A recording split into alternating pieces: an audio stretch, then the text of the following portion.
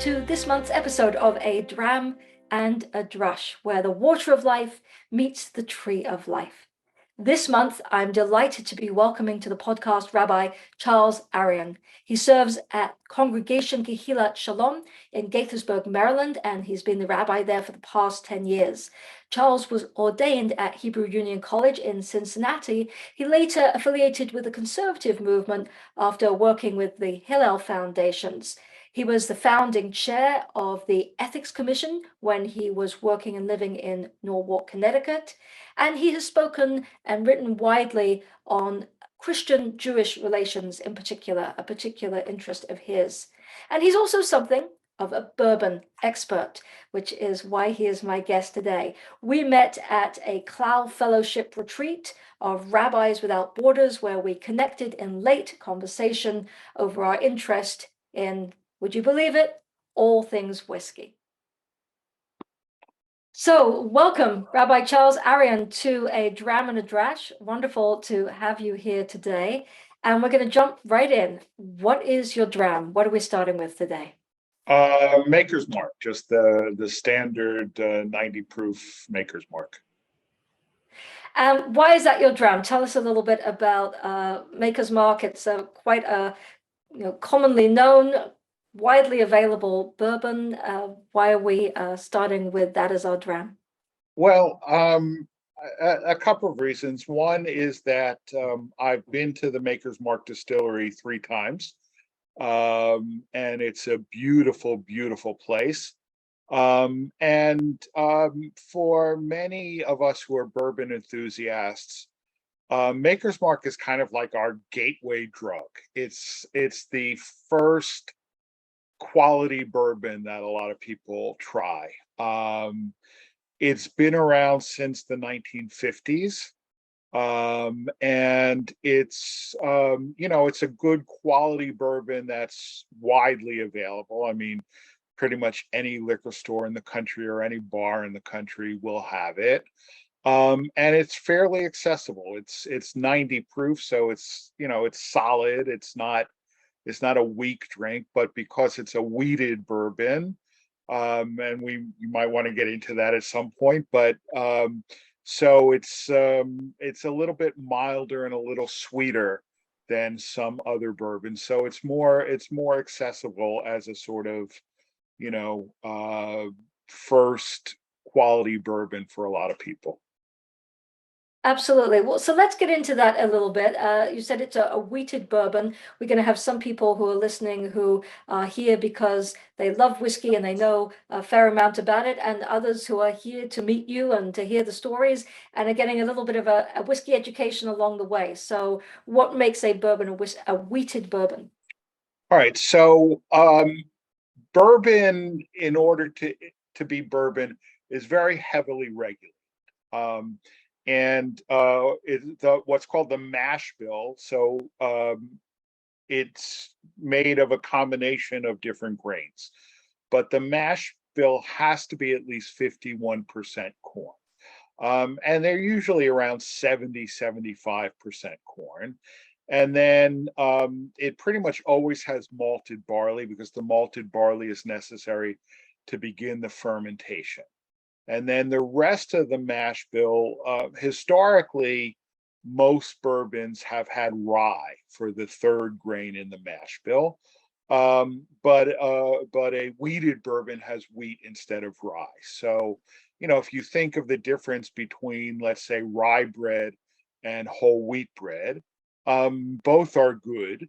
But they have very different tastes. And, I mean, if you're having pastrami sandwich, you definitely want rye bread. But if you're having, say, a grilled cheese, you probably want wheat bread. And so wheated bourbons are a little bit milder in taste than rye bourbons are. Right. Well, I have a little dram here. I know you have there as well. So an opportunity for us just to taste and to describe, for those who might not have had Maker's Mark before, a little bit about what some of the main notes are that we come from the nose, from the tasting of this particular bourbon. aside from the sweetness that comes through, one of the first things that I pick up is almost like a kind of a caramelized banana. I get quite strong banana notes out of this particular bourbon. Yeah. Yeah. I mean, now that you mention it, I mean, I pick up a lot of vanilla, um, and, a lot of oak. Um, I mean, I would say the two sort of predominant smells that I get out of it are vanilla and oak. But it has a very distinctive nose. I mean, if you once you've had Maker's Mark, if you're used to it, if you give me, five blind drams, pretty sure I can always pick out the Maker's Mark. I might not be able to identify the others, but Maker's Mark definitely has a very distinctive nose to it. Absolutely. And it does have, like you said, that kind of there's a softness that has a also quite a distinctive mouthfeel. We don't sometimes it's a strange thing for people who are not used to describing whiskey. There's what you smell, what you taste, but there's a mouthfeel, and that there's something that's quite different to some of the other Kentucky bourbons that I might be familiar with in this particular mouthfeel. And is that a product of the wheat to some degree?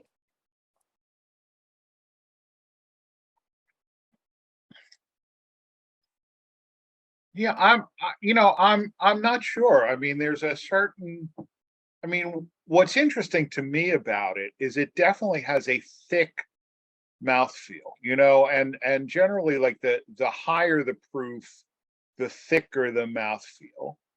But for a 90 proof, it has a much thicker mouthfeel than a lot of other 90 proof, which tastes more thin, more watery.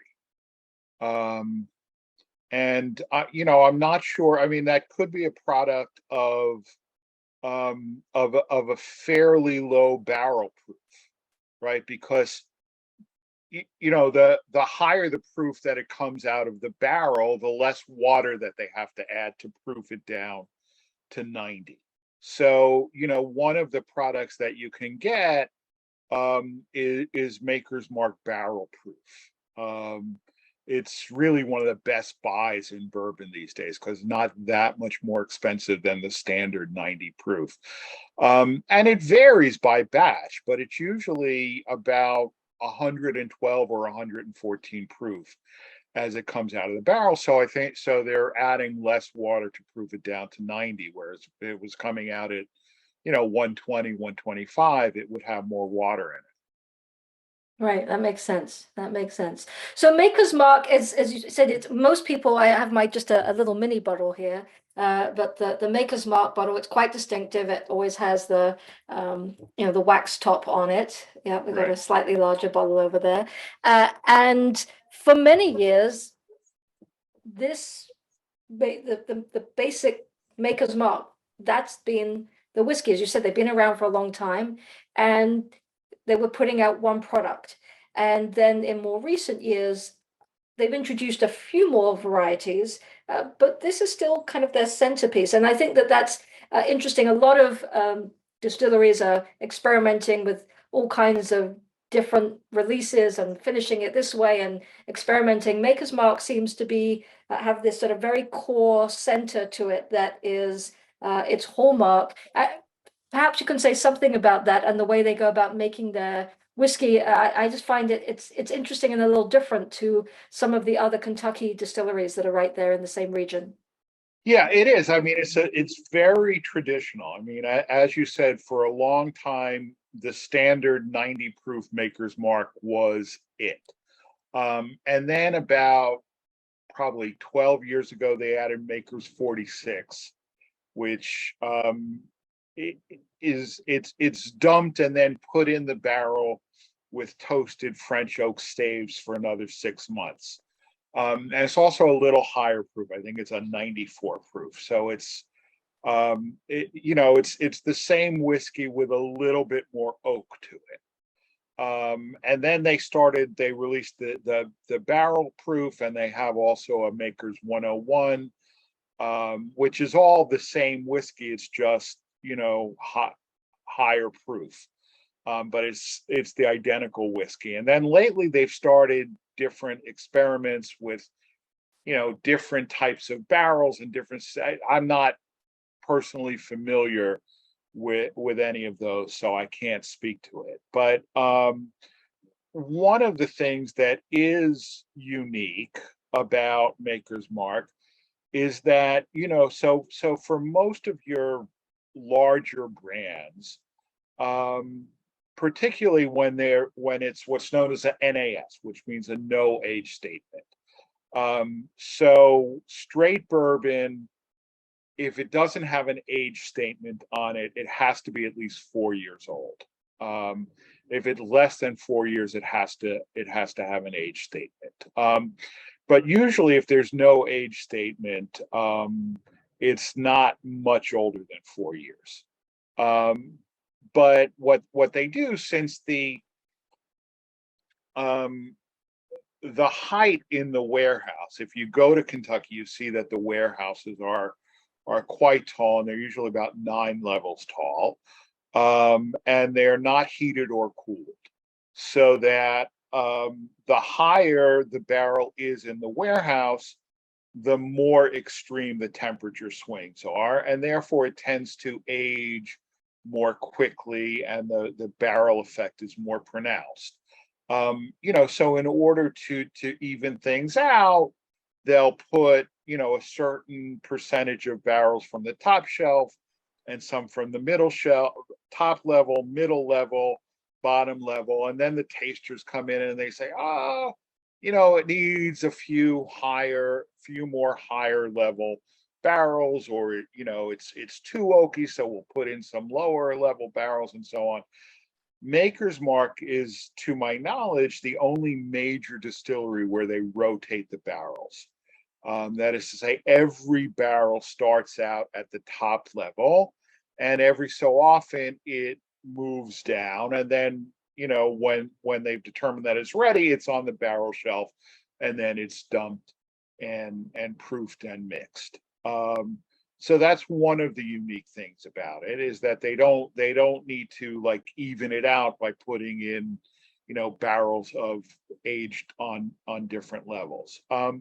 The other thing is that whiskey geeks will tell you that the distillery makes a difference, right? If you take the exact same recipe and make it in 2 different distilleries, it'll taste differently. So that when Maker's Mark had to increase their production, rather than enlarge the actual distillery line, what they did is they built an identical copy. And then, as I understand, they're now on their 3rd identical copy of the production line. It's an interesting place to visit, because you can see the production from beginning to end. I mean, you can actually go in and stick your finger in the fermenting mash, which is, and I've done all of the entire bourbon trail, and Maker's Mark is the only place where they let you do that, and it's an interesting taste. It tastes like a kind of somewhat lightly alcoholic porridge, if you will. Mm-hmm. So you can see the entire production, and then you spoke about the red wax. I mean, this is hand dipped. It's not done by a machine. They have a dipping line, and most of the workers on that line are women, and many of them have been doing it 20-30 years. And one of the sort of shticks that they have for people who are visiting is that you can dip your own bottle. That's great. That's great. Now it's wonderful. It's a lot of interesting information. I think that duplication of the still and sort of separating that out just to try and maintain. It really feels. I mean, the whole process of rotating barrels, moving barrels around is a lot of work. It's backbreaking work. It feels to me that they clearly have a formula from decades ago. It works for them, and it's like Yeah. if it ain't broke, don't fix it. And there's kind of that sustaining of that tradition, which is just an interesting part of the story, which I'm glad to appreciate, because when people see Maker's Mark all over the place, you don't necessarily appreciate the art, the skill that's gone into creating that particular product. So we're going to sort of shift gears a little bit. That's the Dram. Now we want to get to the Drush. You talked about having gone around the Kentucky Bourbon Trail. That's certainly on my bucket list. I've not had a chance to visit in person yet. And when you were doing that, at least some of the time, you were traveling with a travel partner that perhaps folks might not assume would be a likely travel partner for a rabbi on the Bourbon Trail. So tell us a little bit about that, and then I would love to hear the backstory as to how you met and the experiences that you had together. Right. So my wife Kelly and I did the Bourbon Trail over 2 summers with my friend Father Mark Scott OCSO, who's a Trappist monk. We've known each other for some time, but my wife is originally from Kentucky. So for a while we were visiting Kentucky every summer, and she would give me like 2 days for distillery visiting.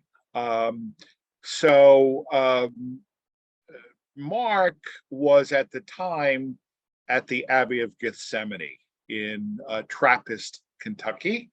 The name of the town is not accidental, I suppose. And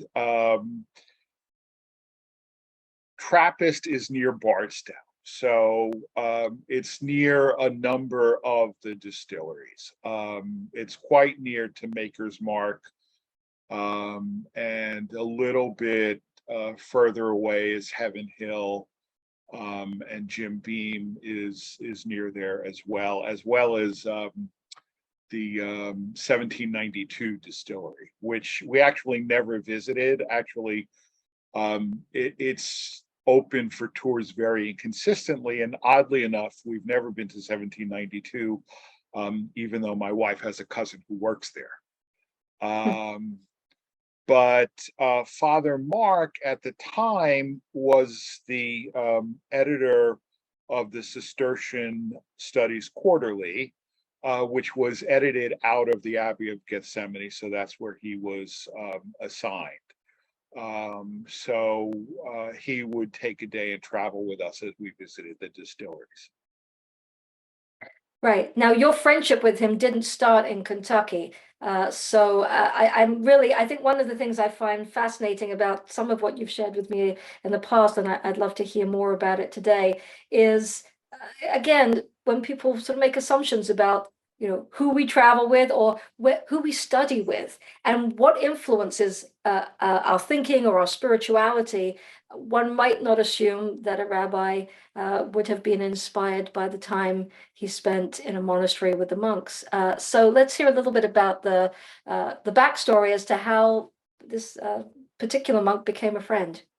Yeah, sure. Well, I mean, Mark's presence at Gethsemane was completely serendipitous. I mean, I had actually been to Gethsemane before Mark was there, and had been to Maker's Mark before Mark was there as well. But in the 96-97 academic year, I spent 10 months at the Abbey of New Clairvaux in Vina, California. It's a Trappist abbey in Vina, California, that actually is a daughter house of Gethsemane. Gethsemane is the second oldest Trappist abbey in the country. It goes back to the 1850s. And it was the home abbey of Thomas Merton, who's probably the most well-known Trappist in American history. And so I had decided at the time that I needed to take some time off from the active rabbinate. I was single. at the time. So, it was something that was feasible for me to do. So I spent 10 months living at the Abbey of New Clairvaux, mostly doing my own writing, reading, et cetera, et cetera. But my sort of quid pro quo arrangement with the Abbey was that I'd be available to do some teaching for the monks on an as needed basis. So once every 3 months or so, I gave a lecture on Sunday night.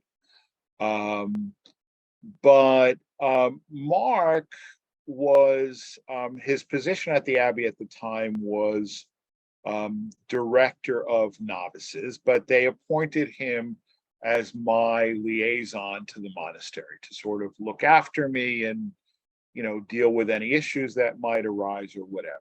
And Mark had a master's degree in Bible from the Pontifical Biblical Institute in Rome.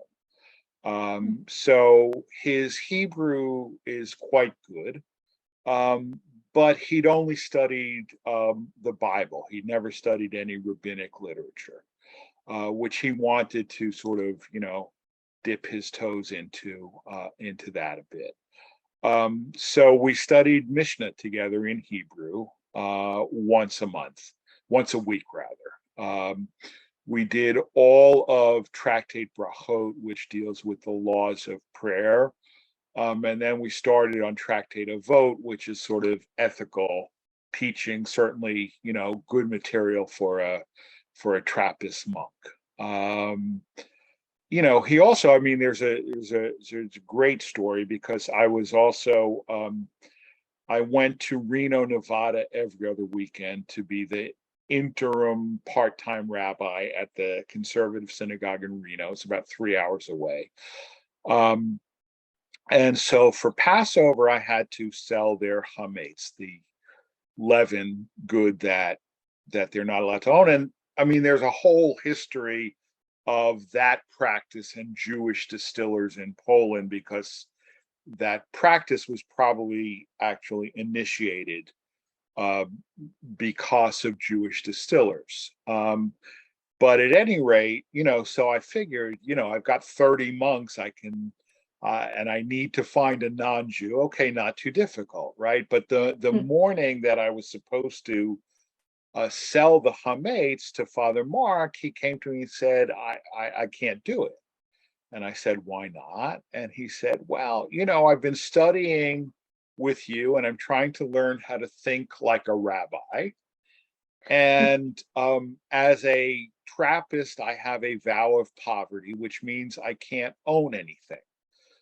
So if I buy the chametz, it's not a valid sale. So he was right, but I'm not 100% sure he's right. I don't know what the status of a Catholic religious vow is in Jewish law, but certainly, the intention to actually purchase it was not there. So I finally wound up selling using the rabbi in Sacramento, which was the nearest major city, as the agent for the sale of chametz instead. That's a wonderful story. And of course, like how ironic, surrounded by not just Christians, but monks no less. And through that, the challenge of trying to figure this out. And of course, you've done a lot of work over the years in terms of Jewish-Christian relations. I know it's an interest of yours and something that you've worked with. And did that come out of the time you spent at that monastery, or was that something that pre-existed and has always been an No, interest of yours? it predated. My undergraduate degree is from Georgetown, which is a Jesuit school, is the oldest Catholic university in the country. My mentor at Georgetown was a Jesuit priest, the late Father James Walsh, S.J. passed away about 7 years ago, and he was also a Catholic biblical scholar. He had his PhD in Hebrew scriptures from Harvard. He wrote his dissertation with Frank Cross on the Dead Sea Scrolls. And Jim, in many ways, was my inspiration for entering the rabbinate, as well as I mentioned Thomas Merton. And this is the great irony is that when I was a senior, I took a course in American short stories, and we read Salinger, Franny and Zoe, and Raise High the Roof Beam Carpenters. And there's a lot of allusions in Salinger's later work to both Zen and Taoism. And so in order to understand the Zen and Tao allusions, the professor had us read some of Thomas Merton's work on Zen and Taoism. And I mean, the name Thomas Merton, I knew I had heard it before, but I had no idea that these works on Zen and Tao were written by Trappist monks. But I became, just charmed by the writing style of Merton, and I started reading more and more. And ironically, one of the first books that I picked up of Merton's was his secular journal, where he was struggling with his decision whether or not to enter the monastery. At the same time that I was struggling with my decision whether or not to become a rabbi or go to law school. And so, to a certain extent, it was reading Merton on Zen and Taoism at a Catholic school that led me to the rabbinate. Wow, wow. Right. The inspiration is the journey, the path we take. It's really wonderful and intriguing. Right. And it's all about the spiritual life and the inner life and that journey. And so, right, we often find those echoes in other people's spiritual journeys and traditions. Certainly there have been many among us who have been inspired by the time we've spent studying in other traditions and the interactions we have. I'm also a passionate partner in all kinds of interfaith interactions, both in Massachusetts and previously where I was in Connecticut. And I love, I love doing that work, not so much because I'm trying to look at all the ways we're the same, because the distinctiveness of all of these traditions is what makes it beautiful. But I'm fascinated and I love learning with people because the desire to seek and to ask those questions about the human journey and the experience and how we might be part of something that's bigger and beyond ourselves, that's the commonality. And being in conversation with people who have a different flavor to their particular path helps us to reflect on our own so much more deeply. And I love those opportunities. Sure. And it is, I mean, the tragedy, to my mind, of interfaith is that it often boils down to we're all the same. And, uh, you have Saturday, we have Sunday, right? You have rabbis, we have priests. Your clergy wears funny hats, our clergy wears funny robes. But we're not all the same. But the difference can actually enrich us, and I mean, to me, it is a live question. I mean, there's a statement in the Torah, Chochma b'goyim ta'amin, Torah b'goyim al ta'amin, right? When they say there's wisdom among the Gentiles, believe it. When they say there's Torah among the Gentiles, do not believe it. And to me, it's an open question. If I study the Tanakh with a Jesuit or a Trappist, right, and their insights on my text, is that Torah or not? And it's an open question, but there's no doubt that I have learned so much. I mean, my congregants hear me say this all the time, right? Because, they will say, well, Rabbi, I mean, I'm a good person, but bad things happen to me or whatever, right? Um, Father Wall said to me one day, there's no reward and punishment in the Bible. There's no reward and punishment in the Bible. What there is the doctrine of consequences, but there's not the doctrine of reward and punishment, right? But the consequences are corporate; they're not individual, and how you translate that pastorally is a complicated question. But there's no doubt that Father Walsh helped me understand our texts in ways that have been very profoundly helpful to me as a rabbi. Right. Those points of connection, we never just never know where they would take us.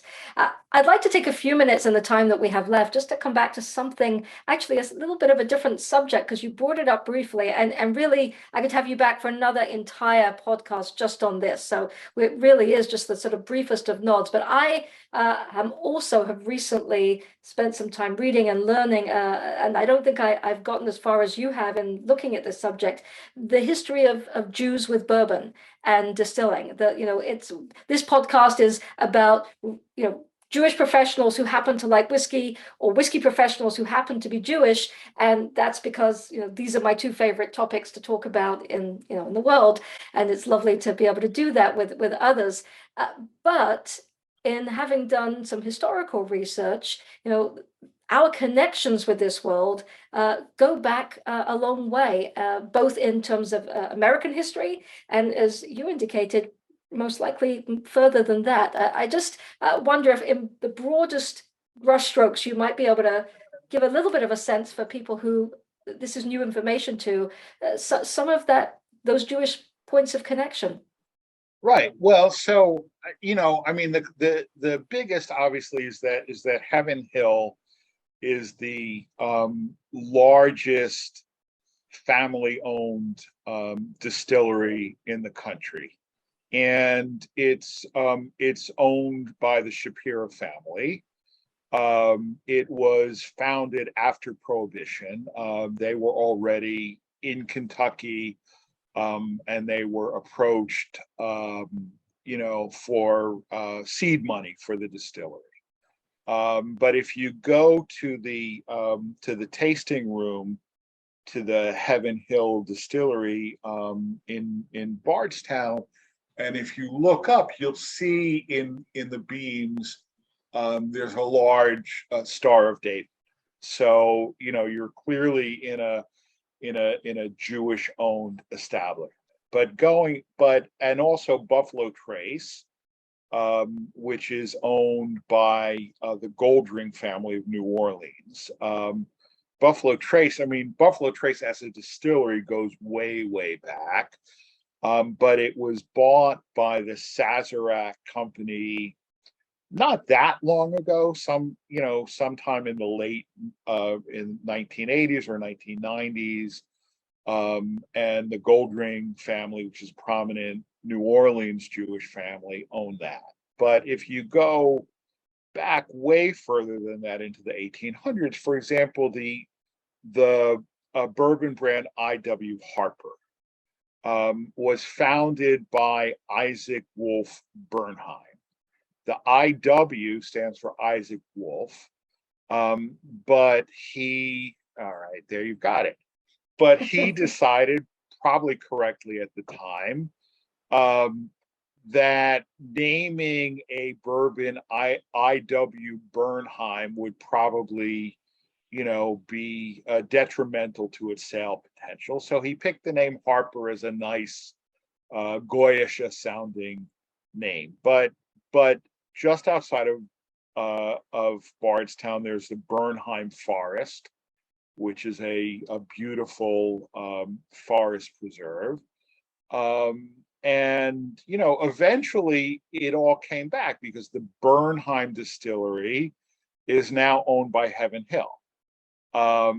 And so there finally is a brand called Bernheim. It's not a bourbon; it's a wheat whiskey, meaning that the mash bill is at least 51% wheat. I've had it; it's great. And it was the first wheat whiskey widely available in the American market. Now there's a lot, but Bernheim wheat, is still, pretty. It's pretty easy to find if you look for it. Absolutely. I actually think that there's a reason why these bottles happen to be behind me. The I.W. Harper, which this I actually came across in Tennessee, in Knoxville, Tennessee. It's not so easy to find around me in Massachusetts. And this is a Cabernet Cask Reserve that I've not had a chance to try yet. It's a beautiful bottle. And then the Bernheim original that you were talking about, that's the wheated whiskey. And yeah, I have them up here partly because of that, he in particular is really kind of such an important part of our history. You were studying in Cincinnati. The library that you studied at Hebrew Union College stands largely because Bernheim helped to fund the building of that library. It's an interesting piece of history. Yeah, that's a story for another day. Right. I mean, it's interesting because the synagogue that my wife belongs to in Louisville, which is Addis Jeshurun, their sanctuary until a few years ago was known as the Shapiro Sanctuary.